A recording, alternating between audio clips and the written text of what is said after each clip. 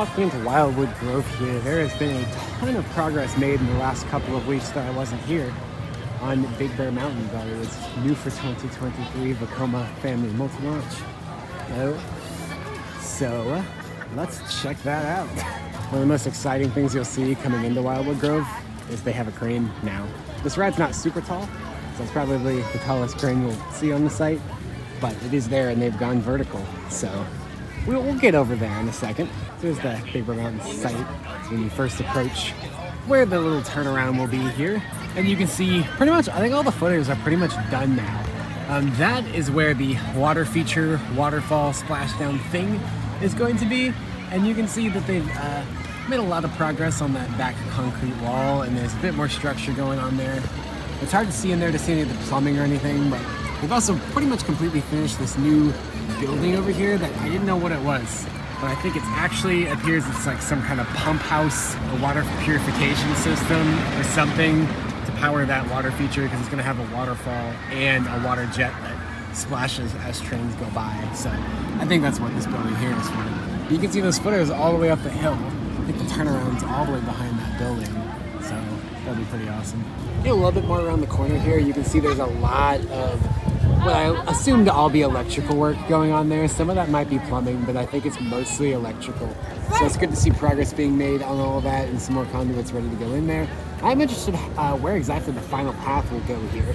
It is possible that could be the final path going right up to the water feature, which would be awesome since the track would be contained kind of in the top half there, but I don't know, we'll see. All right, we come around this corner, we can get a lot closer in a much better view. You can see, I think this part's just gonna be a pool, like a base pool there.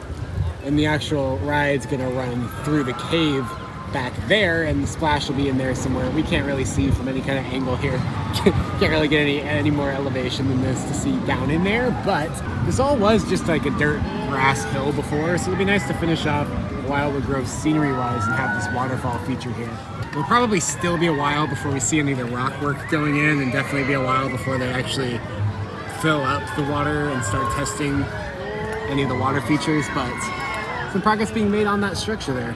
And as I mentioned a little bit ago, pretty much all the footers are done, I think. So for the track installation through here, and I think the return run is kind of on top there. The turnaround's right over here behind this pump building over near the Chill and Harvest eatery area, so it gets pretty far back there. This is a pretty big ride in terms of the amount of land it spans. There isn't a lot to see heading toward Wildwood Creek and this whole area here.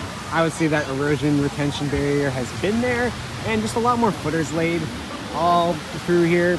But this whole area, the ride just kind of ride on this hillside, so there's not really much scenery or anything for this part, which is a little bit unfortunate.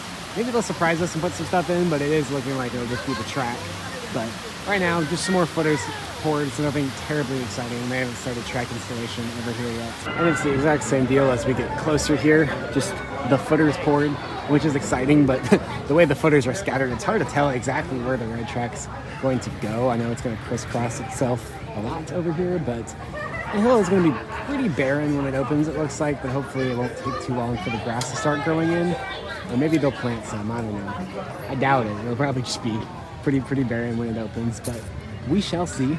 And you can see a lot of brand new orange markers have been placed over here, which is interesting, but I think this is about at least the end of where the launch track is going to be. I could be wrong about that. I always get a little disoriented as to whether here or behind that other building I can never remember the name of is the launch track, but it may just span both. I don't know. So that could just be markers for underground electrical conduits or anything like that related to the launch, would be my guess. Not sure though. And there's where things get exciting. Oh yeah. There you go. There's the track that's been installed so far. You can see a lot more supports already installed, ready to support some new track pieces. And some new supports have been staged right on the ground there. There's the crane, which is working on installing some new supports right now. I think that beam that it's holding right now, that's hard to see through the tree, but that is one that they're currently actively working to install. I see them at the bottom there, which is cool. They are actively working on it right now. Awesome. So this is where the launch track's gonna be all the way across here. It'll be probably a long launch track, but looking at the coaster, I don't know how fast it's going to move through those elements, but those look like some pretty fun moments there. It was hard to get an exact sense of the layout from the POV.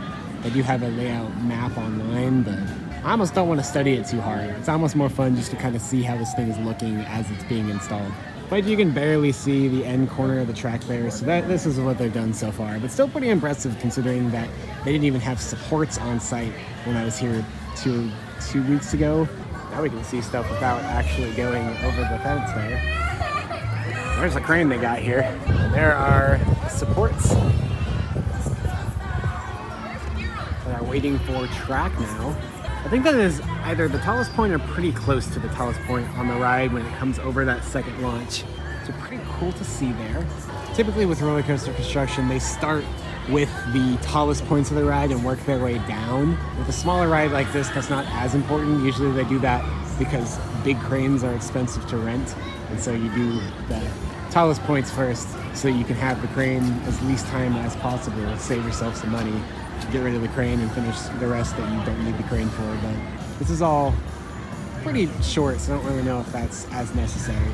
All right, let's take a look at that over the fence the best we can. You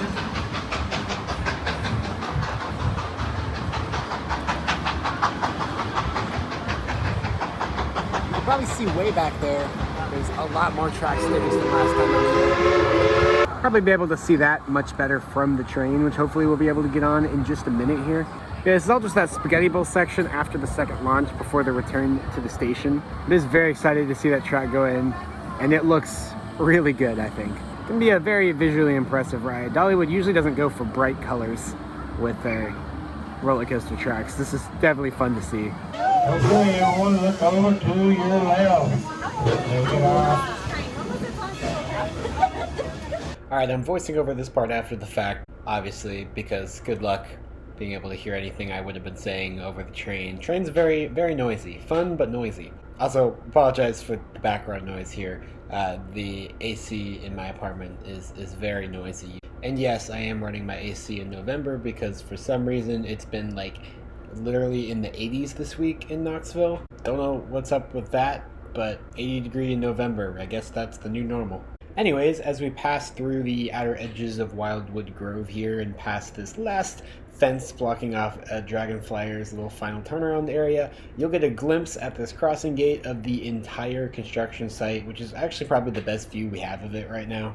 And then right next to that, you can see a lot of supports already set up ready for track installation. So I went ahead and pulled the wonderful overhead view of the track layout that Dollywood fortunately supplied to us on their website, and I went ahead and highlighted in green there the portion of track that's been installed thus far. A very interesting place to start in my opinion, but I also know absolutely nothing about construction, so this is basically just like the exact midpoint of what I'm calling the post-second launch spaghetti bowl section. So starting right next to where the station is going to be and going through that little turnaround, and then through a little bunny hill run that looks like it's going to be a lot of fun, and then ending right before going into that final helix before the drop into the tunnel. Unfortunately, these trees block what would be a really awesome construction view, but you can see a little bit through the trees of that little bunny hill run thingy-a-majigger. And then coming out of the trees, you can almost see the back half of that turnaround before I lose some of the footage due to a technical glitch. Just my luck. But if it makes you feel any better, it is just a turnaround, although it looks like it unbanks pretty quickly, which is cool. This is some footage I recorded a bit later, obviously from farther away, but you can still see it at least. And we get another view from up high as we come around this point on the train for just a moment before, trees appear and dirt mound. So it's really not a whole lot of track that they've got installed here so far, but what they have installed looks really, really good. I mean, like, just the profiling looks immaculate. I expect this thing to be smooth as butter. I also wanted to go back real quick and take another look at those support structures that have been installed so far in the front half of the spaghetti bowl. And then I went ahead and analyzed all of that against the track layout diagram so that you all don't have to. Those tallest poles you see are actually not the tallest point on the ride. They're actually a part of the drop-off from the tallest point of the ride down all the way into this turn, which supports are present for, and I've gone ahead and highlighted all of that in yellow. Then I was also able to identify the supports for that final helix before the drop into the tunnel, right after the section of track that's already been installed. That's all that I was able to tell with 100% certainty. If I had to guess, everything going all the way into where the track has currently been installed probably already has supports up as well, but I wasn't exactly able to tell with the camera angles I had. Also, when the train climbs up around the top of Wildwood Grove, you can actually see all of the footers for the ride just kind of sprinkled along the hillside there, which looked pretty cool, so you can kind of see where they all are. Also made me realize that the train is going to give some pretty incredible views of this ride when it's done. And yes, of course, there is a lot more track on site than last time I was here. You can see it just goes and goes, and there's even some more in another row back there. So it's not even worth trying to analyze which track pieces these are. It's just, there's a lot of track here. A lot of supports being staged behind it as well. So overall, just a lot of stuff staged and ready to go for construction here. And I still think this track looks pretty incredible. I really like the color. It really pops. I'm also finally starting to get over the really weird track shape that this ride has. If I had to guess, it has something to do with the onboard audio, because onboard audio usually adds a lot of weight to the train, so it may have needed a different track design to handle the weight, but that's just speculation. I don't really know, but it's growing on me. Anyways, that's about all I've got for you guys for this construction update, so if you want to stay up to date with what's going on with this ride, be sure to subscribe to Coasting the Planet here. Dollywood is my home park, so I plan to make several more visits before the end of the year to continue following the construction of this ride, and I'll have several more construction updates to go with that, as well as just some general vlogs, reviews, news, and other things around roller coasters and the amusement industry. So thank you all for all the support so far as I continue this new channel venture. You can also check out my other channel, Variety Entertainment, for some older coaster videos and some other random stuff. And I'll see you all later.